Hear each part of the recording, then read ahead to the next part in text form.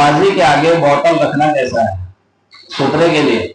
जैसे नमाज पढ़ रहा हो कोई और बोतल जो सामने रखते हैं, बहुत सारे बिस्लरी की बोतल रखते हैं, तो वो रख सकते हैं, उसके आगे से कोई आना जाना करेगा तो गुनाह नहीं होगा।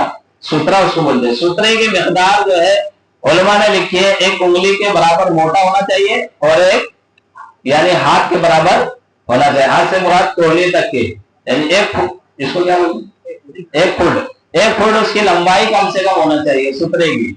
अब आपने देखा होगा हमारे भुसावल में बहुत बड़ी मस्जिद है, बहुत बड़ी मस्जिद है, वहां बाहर रोड पर वो लोग नमाज पढ़ते हैं, लेकिन वो सामने बम्बू डाल दे। क्या डाल दो? बम्बू। तो ऐसा आड़ा बम्बू नहीं चलेगा, खड़ा बम्बू लगाना पड़ेगा। समझ में आ रही?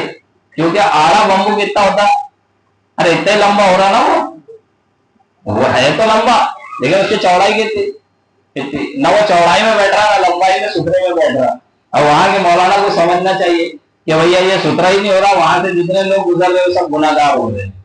समझ में आ गई? करीब की मस्जिद है हमारे आसपास ही हो, ज्यादा दूर नहीं भुसावल में, वहां के भी कुछ लोग नमाज पढ़ते, इसलिए मैं थोड़ा खुलकर बता रहा ताकि वो मसला समझ पाए। सुथरे की मिकदार इतनी है, इतना लंबा होना चाहिए और एक उंगली के बराबर मोटा होना चाहिए। औरत जो नापाकी में कपड़ा पहनती है, क्या वो नापाक, इससे पहले बताया शायद, अगर एमसी वगैरह है, हेल्थ वगैरह में औरत ने कपड़ा पहना था और उस कपड़े पे कोई नापाकी नहीं लगी, जो उनको ब्लड वगैरह खून आता है वो नहीं लगा उसके ऊपर, तो वो कपड़ा नापाक नहीं होता। आदमी के जिस्म से पसीना जो भी लगता है उससे कपड़ा नापाक नहीं होता आदमी के, औरत का भी, तो वो कपड़ा नापाक नहीं होगा, उसको बाद में पहन सकती है, वो नहा धोकर उसको इस्तेमाल कर सकती है, अगर उसमें कोई नापाकी ना लगे हो, जैसे ब्लड वगैरह जो आता है वो ना लगे।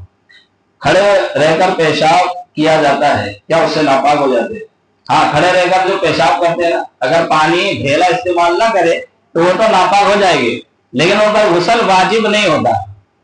ये सबसे बड़ा मिस्टेक है, उसमें गुस्ल वाजिब नहीं होता। उस बंदे ने अगर बाद में पानी इस्तेमाल कर लिया या ढेला इस्तेमाल कर लिया तो वो पाक हो जाएगा।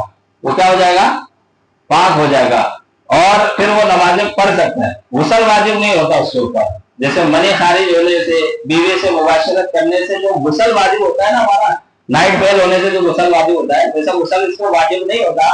पेशाब कर लिया था, कतरे बहा दिए थे, अब उसने ढेला पानी इस्तेमाल नहीं किया, अब उसको चाहिए कि बाद में पानी या ढेला इस्तेमाल करके वो पाक हो जाएगा, अब वजू करके नमाज पढ़ सकता है।